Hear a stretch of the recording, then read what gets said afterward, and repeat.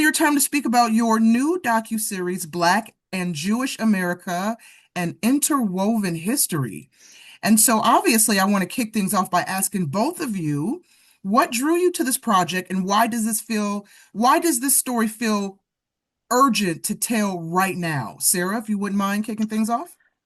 Sure. Well, I have worked adjacent to Dr. Gates, the host of the series, for a while with McGee Media, which is his longtime producing partner. I'm Jewish myself, and grew up as the granddaughter of a pogrom survivor, hearing a lot of those traumatic stories and kind of being taught from an early age that there but for the grace of God go I, and it's our obligation, even if I felt safe in the time and place I was growing up, to be on the side of anyone in any moment that was not safe, for just being who they were. And in this moment, in terms of the urgency, it started with Dr. Gates.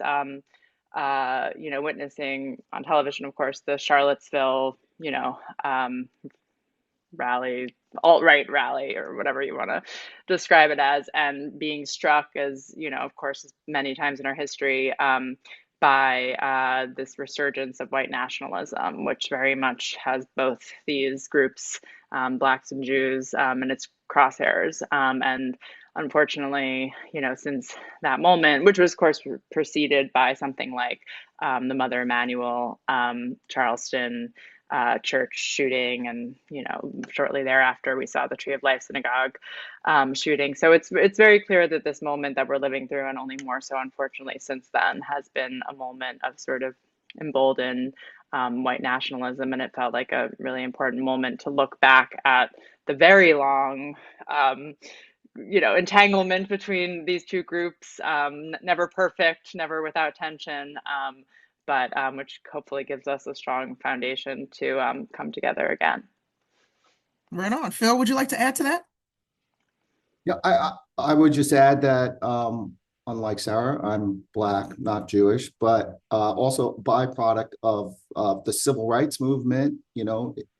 Biracial love child of that period, and that I grew up knowing full well that this Grand Alliance had catapulted this country closer to its democratic ideals, and grew up in a town where I went to more bar mitzvahs and barbecues and wondered what happened. Like, what happened to that unity? What happened to that coalition? And much like Dr. Gates, I was really impacted by the sights of the rise of anti-Black and anti-Semitic white nationalism that grew out of those three incidents that we called the trifecta of tragedy: the Charleston Mother Emanuel shooting, followed by Charlottesville, followed by Pittsburgh and the Tree of Life synagogue shooting. All of those events really, kind of gave me whiplash. And then I thought we had moved on from here. And so the opportunity came to reunite with Dr. Gates, who I've collaborated with previously on his history series, his Finding Your Roots series, and Malcolm X, which is on Netflix.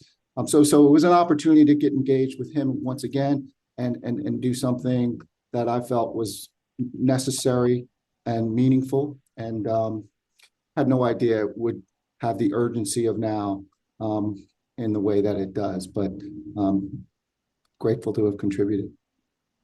Now, a follow-up question for you, sir. Speaking of Dr. Gates, I mean, he speaks with the children of civil rights leaders in this series, like Rabbi Abraham Joshua and Reverend Ralph Abernathy. So, what did these conversations reveal about the legacy of the Black and Jewish Alliance?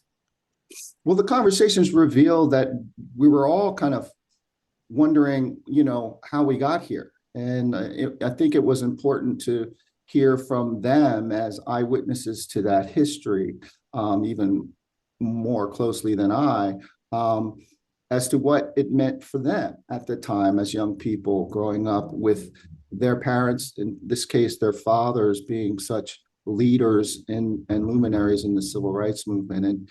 And I think there was a sense of renewed, shall we say, inspiration, At the same time, there was a degree of mourning and grief over the loss of the strength of that coalition and those partnerships. And so it was important for us to hear from them and get a sense of what they were witnessing and what they had witnessed when their fathers were so active in the movement and courageous in their activities.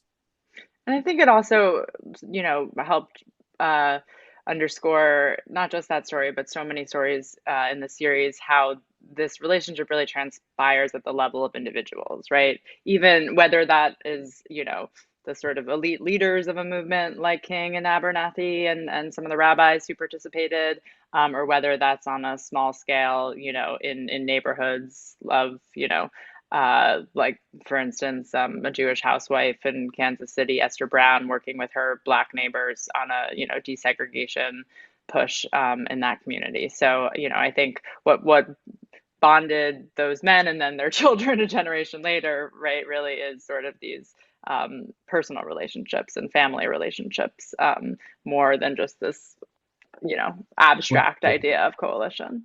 Yeah. Now, Sarah, the series calls the 1960s a golden age of the Black Jewish alliance. So, what made that period so unique, and what challenges kind of tested that solidarity?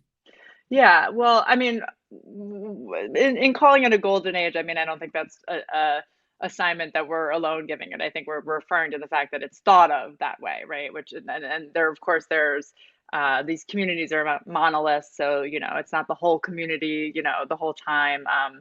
And there's always, differences and tensions. But I think what part of what was unique about that period was, this recognition from both communities of this idea of sort of the universal rights, right? That even if you were, I mean, to some degree, Jews were closer in America at that point to having been discriminated against both in America and certainly to the trauma and the horror of the Holocaust and that version of racial, genocide in Europe. But the sense that even if they were doing better in America now, even if they seem to be accepted as white now, that this idea that no one's safe until everyone's safe, right?